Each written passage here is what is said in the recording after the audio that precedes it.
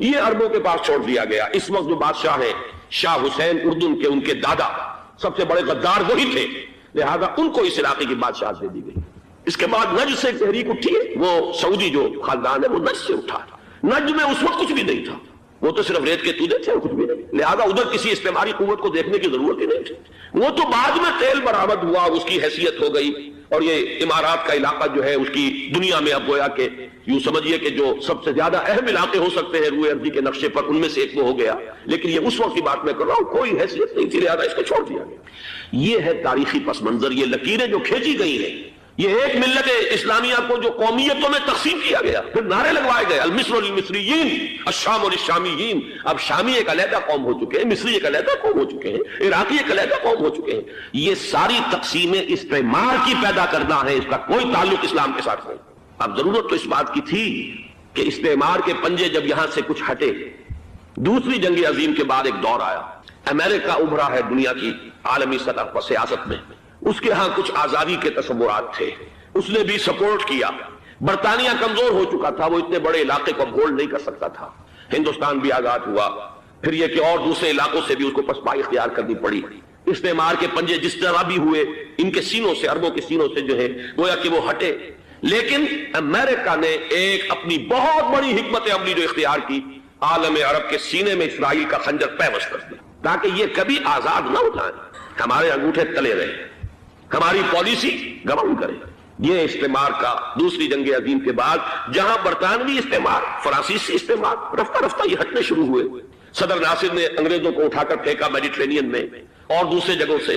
الجزائر نے آزادی حاصل کی فرانس سے، اطالویوں سے جو ہے لیبیا والوں نے آزادی حاصل کی. یہ ہو گیا، لیکن ایک خنجر پیوست کر دیا گیا اسرائیل کا سینہ عرب.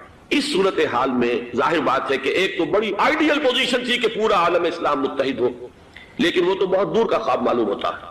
علامہ اقبال سے بڑا کوئی نقیب نہیں ہے ملت اسلامی کی وحدت کا. ایک ہو مسلم حرم کی پاسبانی کے لیے نیل کے ساحل سے لے کر تابخا کے کاشغر. لیکن انہیں بھی اپنے لیکچرز میں کہنا پڑا کہ اس وقت جو صورتحال ہے پورے عالم اسلام کی ایک وحدت بن جانا تو تقریباً ناممکن نظر آ رہا ہے. اگر کسی طرح ایک common wealth of Muslim nations وجود میں آ جائے تو بھی بڑی کامیابی ہوگی. لیکن اس سے بھی پہلے یہ تو زیادہ آسان تھا کہ عالم عرب ایک وحدت کی شکل اختیار کرنا. یہ تو ایک قوم ہے، اکثر و بیشتر ایک نسل یا زیادہ دو نسلیں کہتی ہیں. شمالی افریقہ میں بربر نسل بھی ہے، باقی تو سب عرب ہے.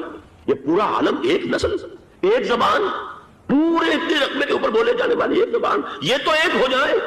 افسوس یہ ہے کہ اس کا ایک ہو جانا، ایک شخصیت ابھری تھی جو مذہبی مزاج کی شخصیت تھی، جو دینی مزاج کی حامل شخصیت تھی. اگر اس کی قیادت میں عالم عرب متحد ہو جاتا تو واقعتاً ایک بہت بڑا جو ہے مرحلہ وہ طے ہو جاتا پوری عالمی ملت اسلامیہ کی ایک وحدت اختیار کرنے کا.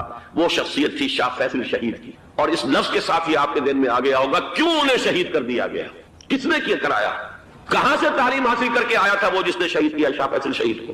اس کی گردن پر کون سوار تھی؟ وہ یہودی لڑکی کے جس کے فوٹو بھی شائع ہوئے، ایک گردن پر اٹھائے کھڑا ہوا شہزادہ اپنی ایک یہودی دوست کو، لڑکی کو. اور وہی ہے کہ جس نے جا کر پستول سے شہید کیا ہے. جہاں میں اچھی طرح جان لیجئے، جیسے بارہا میں نے عرض کیا ہے کہ حضرت عمر کو شہید کرنے والا کہنے کو ابو لولو فیروز تھا، لیکن اس کے پیچھے پورا ایرانی نسل پرستی کا جو پورا پس منظر ہے، اسے تو ہر شخص جس کی ذرا بھی نگاہ جو ہے جو صرف منظر کو نہ دیکھ رہی ہو، پس منظر کو بھی دیکھنے والی ہو، وہ تو جان دے گی کہ ابو لولو فیروز ایک فرد کا نام نہیں تھا، وہ ایران کا انتقام تھا عالم عرب سے. بالکل اسی طریقے سے یہ امریکی استعمار کا ہتھ کنڈا تھا، اسے محسوس ہوا. شاہ فیصل مذہبی مزاج کا شخص، یہ ابھر رہا ہے. اور یہ شاہ فیصل کی حکمت عملی کا ذرا آپ اندازہ کیجئے. لاہور میں سمٹ کانفرنس ہوئی، اس میں وہ آئے، سب سے ٹاورنگ پرسنالٹی پورے اس وقت عالم اسلام کے اندر شاہ فیصل کی تھی. اور وہ گویا کہ ایک بہت ہی جس کو کہا جائے کہ ایک بہت ایلڈرلی، ایک بزرگانہ ایک شخصیت جو ہے. اور انہوں نے اپنی دولت کے دروازے، عرب میں وہ مشہور تھے کہ نہایت خسیس اور بخیل انسان ہے، اس لیے کہ وہاں وہ خرچ کرتے تھے حساب کتاب کے ساتھ، لیکن ان کے خزانے کھلے ہوئے تھے عالم اسلام کے لیے. ادھر بھی مدد ہے، ادھر بھی مدد ہے، ادھر بھی کام ہو رہا ہے، ادھر بھی کام ہو رہا ہے. پھر انہوں نے تیل کا ہتھیار استعمال کر کے ایک دفعہ امریکہ کو دن میں تارے دکھا دیے تھے. لہذا ان کا ہٹایا جانا سین سے یہ امریکی استعمار کے لیے لازم تھا. اب لے دے کر رہ گئے کون؟ سیکولر مزاج کے لوگ. پہلی اٹمپٹ جمال عبد الناصر نے کی، ناکام ہو گیا. قذافی صاحب نے کوشش کی کہ وہ ان کی جانشینی حاصل کر لے، ناکام ہو گیا. اب ایک تیسری شخصیت صدام حسین کی، ملحد ہے، اسلام سے کوئی سروکار نہیں. باس کا فلسفہ سیکولرزم پلس عرب نیشنلزم، یہ اصول ہے. لیکن یہ ہے کہ یہ شخصیت ابوبکر ایسی آئی ہے کہ اس سے اس وقت یہ جان لیجئے، میں امریکہ میں بھی عربوں سے مل کر آیا ہوں، سعودی عرب میں بھی اب میں وہ دیکھ آیا ہوں، نوجوان نسل جو ہے عربوں کی، پورا جو دوسرے عرب ممالک ہے جہاں پر کہ مذہب کا اتنا چرچا ہی نہیں ہے، پورا فلسطینی عرب، جارڈن کے عرب، شامی عرب عوام، وہ سب کے سب صدام کے پیچھے ہیں، اس لیے کہ انہیں نظر آ رہا ہے کہ ایک شخص پھر ایسا پیدا ہو کر سامنے آ گیا ہے جو شاید عالم عرب کو پھر یونائٹ کر دے. اور یہ ہے اصل وہ شے کہ جو امریکہ کے لیے کسی صورت میں قابل قبول نہیں. دولت کے یہ ذخائر، خلیج کی یہ دولت، سیال سونا اور اس کے ذخیرے، اور یہ کسی طریقے سے یہ امریکہ کے زیر اثر نہ رہے، یہ ہے وہ شے جو اسے برداشت نہیں ہے. وہ کوئی عربوں کی محبت میں نہیں آیا 2.5 لاکھ فوج لے کر، وہ کوئی شاہی عرب جو خاندان ہے سعودی، اس سے اس کی کوئی دلچسپی نہیں ہے. کوئی پتہ نہیں کہ وہ خود ان کو ہٹا دے اور وہاں پر کوئی جمہوری ڈھانچہ جو ہے وہاں پہ کھڑا کروا دے خود امریکہ. اس لیے کہ سعودی عرب میں دیکھ آیا ہوں حالات اگرچہ ظاہر بات ہے کہ زیادہ گہرائی میں تو وہاں جانے کا موقع ہی نہیں ہوتا، بہت ہی مستبد حکومت ہے، لیکن صاف نظر آ رہا ہے کہ اس وقت دونوں طبقے نوجوانوں کے جو ہے وہ شاہی خاندان کے شدید خلاف ہو چکے ہیں. جو وہاں پر جدید مثقف طبقہ ہے، جدید تعلیم یافتہ، جو باہر پڑھ کر آیا ہے امریکہ میں اور کہیں اور وہ کثیر تعداد میں، اب وہ صاف سوال کر رہے ہیں کہ یہ بلینز اور بلینز آف ڈالرز کے جو ہمارا خرچہ آتا تھا، ہمارے ہتھیاروں کے آرڈر جاتے تھے، وہ کہاں گئے؟ کل 65,000 فوج، اور عرب کے پاس، سعودی عرب کے پاس اتنے ٹینک بھی نہیں ہیں جتنے کہ یمن جیسے غریب ملک کے پاس ہے. تو ہمارا روپیہ یہ گیا کہاں؟ یہ ایک سوال ہے جو ہر شخص کے ذہن کے سامنے ہے. اب ہمیں اپنے معاملات کو خود سنبھالنا ہوگا. اسی طریقے سے جو مذہبی طبقہ ہے، اور وہاں ہے بڑی تعداد میں مذہبی طبقہ نوجوان جن میں بڑا جذبہ ہے، اور ان کا وہ جوش جہاد انہیں جہاد افغانستان تک لے کر آیا ہے. سینکڑوں عرب نوجوان یہاں جو ہے شہید ہوئے. اپنے ملک میں تو انہیں بولنے کی بھی کوئی امکان نہیں ہے، لیکن یہاں وہ جذبہ جو اندر اندر پروان چڑھ رہا ہے، وہ جذبہ انہیں لایا ہے، اور افغانستان کی سنگلاخ وادیوں کے اندر انہوں نے جام شہادت پوش کیا ہے. وہ طبقہ بھی شدید مخالف ہو چکا ہے کہ انہوں نے امریکیوں کو بلا کر، ان میں یہودی بھی ہیں، عیسائی تو ہے ہی ہے، یہودی ہیں، یہودی عورتیں ہیں، جو کچھ اب وہاں بے حیائی اور بے پردگی کے مناظر نظر آ رہے ہیں. یہ سرزمین عرب، میں نے امریکہ میں تقریر سنی ہے اسنا کے جو فائنل ان کا ایک سیشن تھا، اسلامک سوسائٹی آف نارتھ امریکہ، جس میں میں مدعو کیا گیا تھا، اسی لیے میں نے یہ سفر کیا تھا. ایک نوجوان نے جو تقریر وہاں پر کی ہے، واقعہ یہ ہے کہ میں حیران رہ گیا اس کی جرأت کا. اس نے کہا کہ حضور نے فرمایا تھا کہ جزیرہ نما عرب میں 2 دین جمع نہیں ہو سکتے، اور آج شاہی خاندان کی صرف اپنی حکومت کو بچانے کے لیے امریکیوں کو اتنی بڑی تعداد میں بلا لیا گیا ہے، جن میں موبائل چرچ بھی ہیں، موبائل سینیگوگز ہیں، یہودی مرد اور عورتیں جو ہے دندناتے پھر رہے ہیں آج عرب کی سرزمین پر. لہذا جو مذہبی طبقہ ہے وہ اس پر شدید رد عمل جو ہے اس کے اندر پایا جاتا ہے. یہ حالات ہیں جو میں آپ کے سامنے چاہتا تھا کہ رکھوں. یہ وہ شامت اعمال ہے. ایک طرف یہ کہ وہ شخصیت جو ہے صدام حسین کی، وہ کوئی پسندیدہ شخصیت نہیں، لیکن یہ کہ اس شخصیت کو تقویت دینے والے بھی تو یہی لوگ تھے. یا بنی اسرائیل اذکروا نعمتی التی انعمت علیکم وانی فضلتکم علی العالمین. اے بنی اسرائیل، یاد کرو میرے انعام و اکرام و احسان کو جو میں نے تم پر کیا، اور میں نے تمہیں تمام جہان والوں پر فضیلت. بہرحال اس امت اور موجودہ امت مسلمہ، امت محمد صلی اللہ علیہ وسلم میں مشابہتیں 2 اعتبارات سے بیان کی. ایک اس اعتبار سے مسلمانوں تم میں بھی وہ ساری گمراہیاں پیدا ہوں گی جو سابقہ امت میں پیدا ہوں. لَتَتَّبِعُنَّ سُنَنَ مَنْ كَانَ قَبْلَكُمْ. تم لازماً پیروی کرو گے ان کے طور طریقوں کی کہ جو تم سے پہلے تھے، حتیٰ کہ اگر وہ گوہ کے بل میں گھسے تھے تم بھی گھسو گے، اور اگر ان میں سے کوئی شقی ایسا اٹھا تھا کہ اس نے اپنی ماں سے زنا کیا تو تم میں بھی کوئی بدبخت ضرور ایسا اٹھے گا جو اپنی والدہ سے زنا کرے.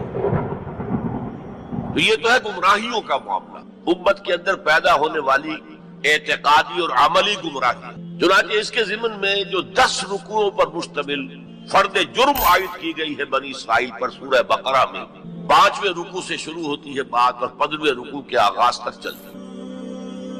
اس میں در حقیقت ہم اپنی موجودہ کیفیت کا اس آئینے میں مشاہدہ کر سکتے ہیں. وہ ساری اعتقادی اور عملی گمراہیاں ہمارے اندر پیدا ہوئی، اور بنی اسرائیل کے لیے انہی 4 ادوار کا تذکرہ ہے جو ان آیات میں. ہم نے یہ فیصلہ سنا دیا تھا، پیش کی بنی اسرائیل کو، وَقَضَيْنَا إِلَىٰ بَنِي إِسْرَائِيلَ فِي الْكِتَابِ، اپنی کتاب تورات میں، لَتُفْسِدُنَّ فِي الْأَرْضِ مَرَّتَيْنِ، تم 2 مرتبہ زمین میں بڑا فساد بچاؤ گے، وَلَتَعْلُنَّ عُلُوًّا كَبِيرًا، اور سرکشی کرو گے، بہت اونچی سرکشی، بہت بڑی سرکشی. اب یہاں پر حذف سمجھیے، محذوف سمجھیے، الٹرنسٹوڈ سمجھیے کہ جب یہ وقت آئیں گے تو تم پر ہمارے عذاب کے شدید کوڑے پڑیں گے. اس لیے کہ آگے جو لفظ وعدہ آ رہا ہے فَإِذَا جَاءَ وَعْدُ أُولَاهُمَا، تو وعدہ تو عذاب کا تھا اصل میں، یہ تو خبر تھی صرف، یہ وعدہ نہیں تھا کہ تم 2 مرتبہ اپنی تاریخ کے دوران بہت شدید سرکشی کرو گے اللہ کے خلاف، اللہ کے دین کے خلاف، اللہ کی شریعت کے خلاف، بہت فساد مچاؤ گے. اور یہاں جیسا کہ میں نے عرض کیا اب امپلائڈ سمجھیے، اور اس پر ہمارے عذاب کے شدید کوڑے تم پر برسے. فَإِذَا جَاءَ وَعْدُ أُولَاهُمَا، تو جب ان 2 وعدوں میں سے پہلے وعدے کا وقت آیا، یعنی عذاب کا وعدہ جو ہم نے تم سے کیا تھا، جو وعید دی تھی، بَعَثْنَا عَلَيْكُمْ عِبَادًا لَنَا أُولِي بَأْسٍ شَدِيدٍ، ہم چڑھا لائے تم پر اپنے وہ بندے جو بہت جنگجو تھے، بہت وحشی تھے، بہت فوجی قوت کے حامل تھے. فَجَاسُوا خِلَالَ الدِّيَارِ، وہ تمہاری آبادیوں میں گھس گئے اور پھیل گئے. وَكَانَ وَعْدًا مَفْعُولًا، اور وہ وعدہ جو ہے پورا ہو کر. لیکن ان پر اب جو آئے کوڑے وہ یورپ سے. پہلے گریکس آئے، Alexander the Great and Seleucus, ان کی حکومت ان پر قائم رہی، انہوں نے روندا پاؤں تلے. پھر رومنز آ گئے، رومنز نے فتح کیا علاقہ. اس کے بعد 1948 میں ان کی ریاست امریکہ نے قائم کرا دی UNO کے تھرو. اسرائیل قائم ہوئی. 1967 میں اس نے اپنی حدود بڑھا لی، اور جو 1948 میں اسرائیل قائم ہوا تھا اس میں یروشلم کو 2 حصوں میں تقسیم کیا. مشرقی حصہ مسلمانوں کے پاس رہے گا، فلسطینیوں کے پاس، مغربی حصہ جو ہے وہ یہودیوں کے پاس رہے گا. اب آئیے اس خاکے میں رنگ بھریے امت مسلمہ کی تاریخ.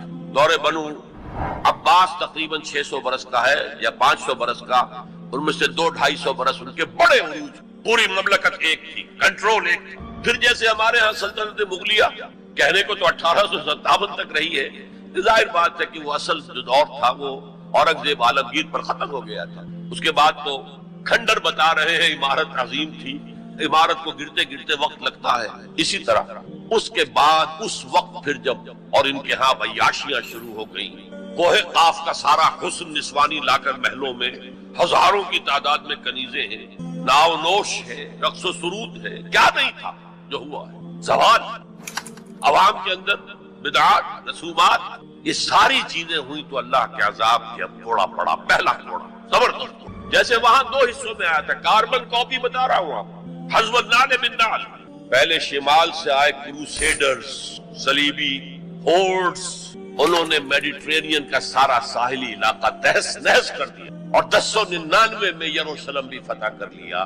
اور اتنا خون بہایا ہے، اتنا خون بہایا ہے، وہ خود یہ لکھتے ہیں ان کے ہسٹورینز کہ جب صلیبی داخل ہوئے ہیں ان کے فوجی گھوڑوں کے اوپر سوار ہو کر تو گھوڑوں کے گھٹنوں تک خون کی ندیاں بہ رہی. اس کے بعد 88 برس تک کی یروشلم عیسائیوں کا 88 لانگ ایئر.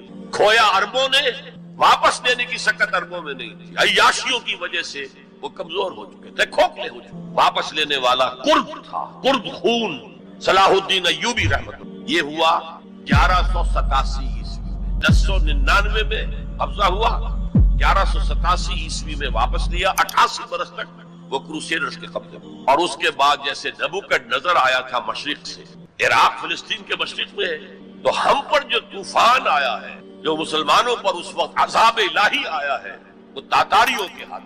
کروڑوں مسلمان قتل ہوئے، لاکھوں کی بات نہیں. بنی اسرائیل کی امت چھوٹی سی امت تھی، یہ امت بہت وسیع تھی. اگر ان کے لاکھوں قتل ہوئے تھے تو ان کے تو کروڑوں ہوئے. خارزم شاہ کی عظیم مملکت، سینٹرل ایشیا کی عظیم ترین سلطنت جو قائم ہوئی ہے، تاریخ ختم، تہس نہس. ایسا بھی کیا ہے تاتاری وحشیوں نے کہ ایک آبادی کے تمام انسانوں کو قتل کرنے کے بعد ان کے صرف سر علیحدہ کیے، سریاں ان کو جمع کر کے ایک پہاڑی کی شکل بنائی. اس پہاڑی پر تخت جما کر ایک وحشی تاتاری سردار نے بیٹھ کر شراب پی. اور مسلمانوں پر دہشت اس درجے تھی کہ اگر 15-20 مسلمان بھی کہیں کوئی تاتاری جو ہے انہیں مل جاتا تھا اکیلا، اور وہ مسلح بھی نہیں، اور وہ کہتا تھا کھڑے رہو یہیں پر، میرے پاس اس وقت تلوار نہیں ہے، میں تلوار لے کر آ کے تم سب کو قتل کروں گا. وہ کھڑے رہتے تھے جیسے کہ بھیڑیں بکریاں کھڑی ہوں، اور وہ آ کر ایک ایک کو قتل. ضربت علیہم الذلۃ والمسکنۃ وباؤوا بغضب من اللہ. یہ دور انتہائی تاریخ دور تھا، انتہائی تاریخ دور تھا. عرب معزول کر دیے گئے. 1258 میں خارزم شاہ کی سلطنت کو تہس نہس کر کے، افغانستان کے اکثر حصے کو برباد کر کے، تہوبالا کر کے، پھر ایران کی سلطنت کو تہس نہس کر کے، اور عراق کے مشرقی پورے نصف حصے کو ختم کر کے 1258 عیسوی میں انہوں نے بغداد فتح کیا ہے، اور آخری خلیفہ بنو عباس کا مستعصم باللہ، اس کو محل سے نکالا ہے، ایک جانور کی کھال میں لپیٹ کر گلی میں ڈال دیا اور گھوڑے دوڑا دیے، کچل دیا۔ جو احیاء اب ہوا کس کے ہاتھوں ہوا؟ انہی تاتاریوں کے ہاتھوں ہوا ہے۔ آیا فتنہ تاتار کے افسانے سے، پاسباں مل گئے کعبے کو صنم خانے سے، جنہوں نے کروڑوں مسلمانوں کو قتل کیا، اسلام نے انہیں فتح کر لی، اسلام نے آیا۔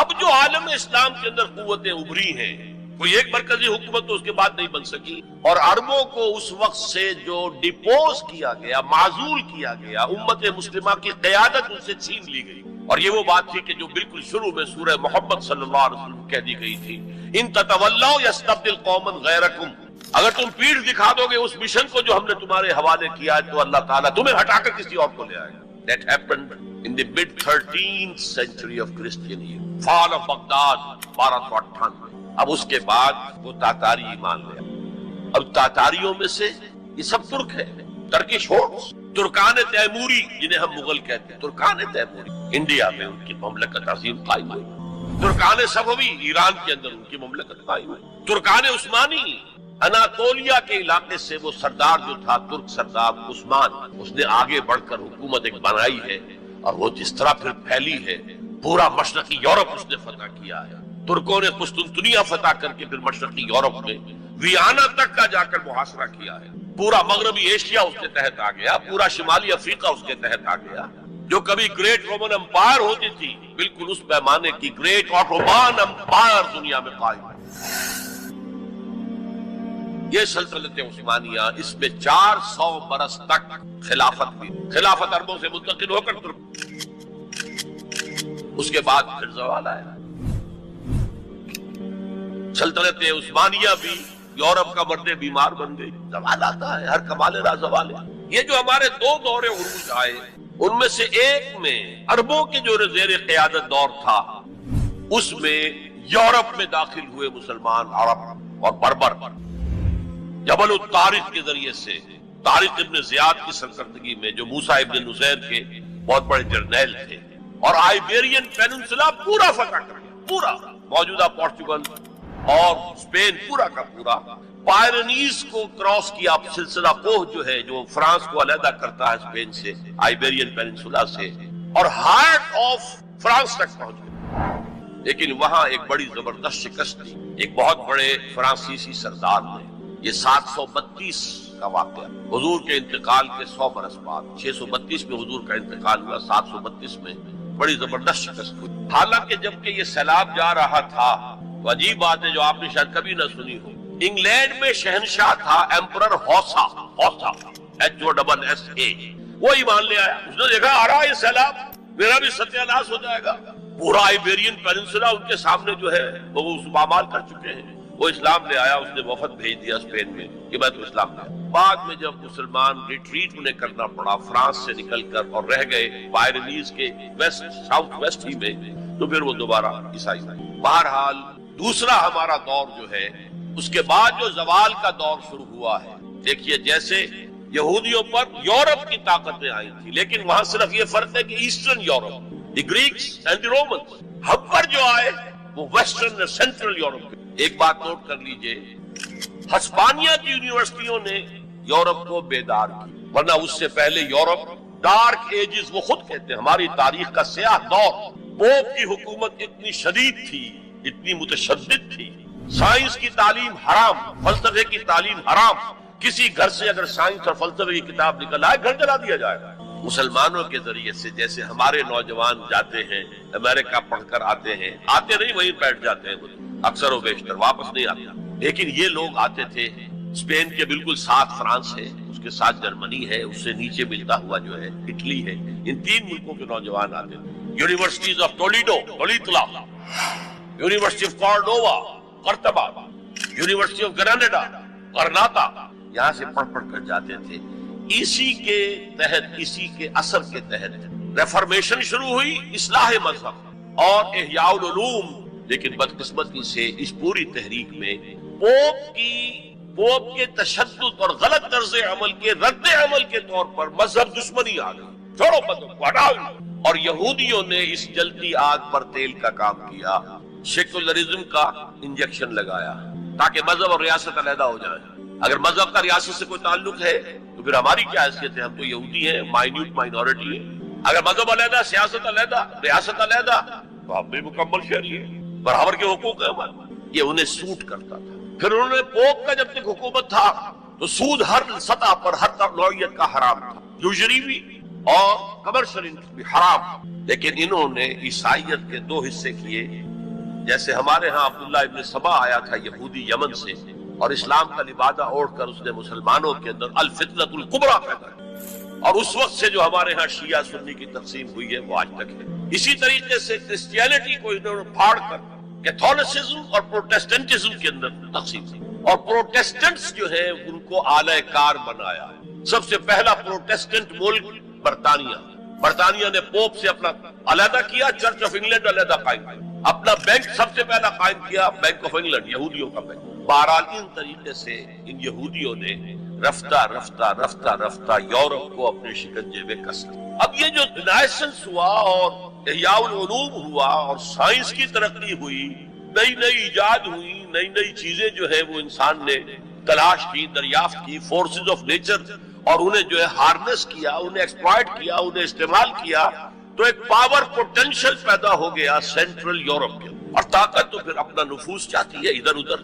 کوئی طاقتور پہلوان ہو تو وہ ادھر بھی جاتے ہوئے کندھا مارے گا، ادھر بھی کندھا مارے گا، وہ تو طاقت کا ظہور وہ چاہتا ہے۔ لیکن نوٹ کر لیجئے، عالم اسلام کا پہرے دار سلطنت عثمانیہ بہت مضبوطی کے ساتھ کھڑے ہوئے۔ یورپ اور افریقہ جانے کا راستہ بند، کہاں سے جائے؟ The Great Ottoman Empire standing as a sentinel، ایک سنتری کی حیثیت سے کھڑی، خشکی کے راستے جانا ممکن نہیں۔ لیکن یہ کہ جو ہے اس سیلاب نے سینٹرل جو یورپ سے آیا ہے طاقت کا سیلاب، اس نے پہلے تو صفایا کیا۔ یہ دوسرا ڈاؤن فال ہمارا شروع ہو رہا ہے۔ سب سے پہلے صفایا کیا ہسپانیہ کا 1492 میں، فال آف گریناڈا، آخری مسلمان ریاست غرناطہ کی ختم ہو گئی 1492۔ اس کے بعد تقریباً 10 سال کے اندر ہسپانیہ کو پاک کر دیا گیا مسلمانوں سے، یا قتل کر دیے گئے، یا جلا دیے گئے، یا کچھ نے عیسائی بن کر جانے بچائی، اور باقی کو جہازوں میں بھر بھر کر لے جا کر نارتھ افریقہ کے ساحل پر ڈمپ کر دیا، جاؤ دفعہ۔ یہ ہے زوال ثانی ہمارا، اور اس کے اوپر اللہ کے عذاب۔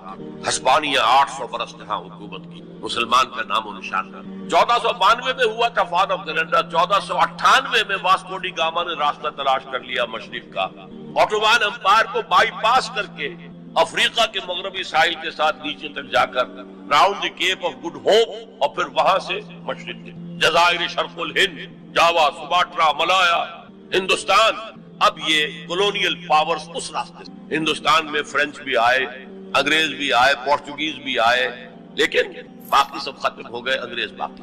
مشرق بعید کے اندر ڈچ رہے، اور پھر یہ رفتہ رفتہ یہ پروسیس 20ویں صدی کے آغاز میں اپنے کلائمیکس، جب پہلی جنگ عظیم کے بعد سلطنت عثمانیہ ختم، حصے بکھرے، بلکانائزیشن جسے کہتے ہیں، بلقان کی ریاست یہ سب کیا تھی؟ یہ تو ترکوں کی حکومت ہوتی۔ یہ جو کوسوو میں اور بوسنیا میں جو مسلمان ہیں، یہ کن کی یادگار ہے؟ باقیات الصالحات کن کی ہے؟ اسی دور کی، ترکوں کے دور پر۔ لیکن اب سلطنت عثمانیہ، عربوں نے انگریزوں کی مدد کی، کرنل لارنس نے عربوں کو آمادہ کیا بغاوت پر، عربوں نے بغاوت کی، انگریزوں کی مدد کی، اور خود ہندوستانی فوج گئے انگریز کے تحت، اور انہوں نے جا کر انگریز کی مدد کی۔ جنرل ایلن بی کو قبضہ لے کر دیا یروشلم کا، اور جنرل ایلن بی نے جا کر ٹھوکر ماری تھی صلاح الدین ایوبی کی قبر کو۔ سلاڈین، we are again here۔ یہ ہمارا زوال جو ہے انتہا کو پہنچ گیا۔ پہلی جنگ عظیم کے بعد وعدے کیے گئے تھے عربوں سے تمہیں آزادی دیں گے، لیکن ہوا کیا؟ حصے بکھرے کر دی، ٹکڑے کر دی، یہ تمہارا، یہ میرا، یہ اس کا۔ عراق اور مصر ہمارے برطانیہ کے، شام فرانس کا، لیبیا اٹلی کا، پھر الجزائر فرانس کا۔ یہ ساری تقسیم، بندر بانٹ، اس حدیث کا نقشہ سامنے آ گیا جو حضور نے ایک دفعہ صحابہ سے کہا، یوشک ان تداعی علیکم الامم، مجھے اندیشہ ہے کہ ایک وقت آئے گا کہ دنیا کی قومیں تم پر ایک دوسرے کو دعوت دیں گی، آئیے آئیے آئیے، یہ نرم کھانا موجود ہے بہت اچھا نرم گرم، آؤ میں ادھر سے کھاؤں گا تم ادھر سے کھاؤ، قومیں تم پر ایک دوسرے کو دعوت دیں۔ صحابہ گھبرا گئے، اب ان قلت نحن یومئذ یا رسول اللہ، حضور کیا یہ اس وجہ سے ہو جائے گا کہ ہم اس زمانے میں بہت قلیل تعداد میں رہ جائیں گے؟ فرمایا نہیں، بل انتم یومئذ کثیر، تعداد تو تمہاری بہت ہوگی لیکن تمہاری حیثیت کیا ہوگی؟ کا غصاء سیل، جیسے سیلاب کے اوپر جھاگ ہوتا ہے ایسے جھاگ بن کر رہ جاؤ گے، تمہاری حیثیت۔ ولکن فیکم وہن، ایک بیماری پیدا ہو جائے گی جس کا نام وہن، وہم نہیں، وہم کو جانتے ہیں آپ۔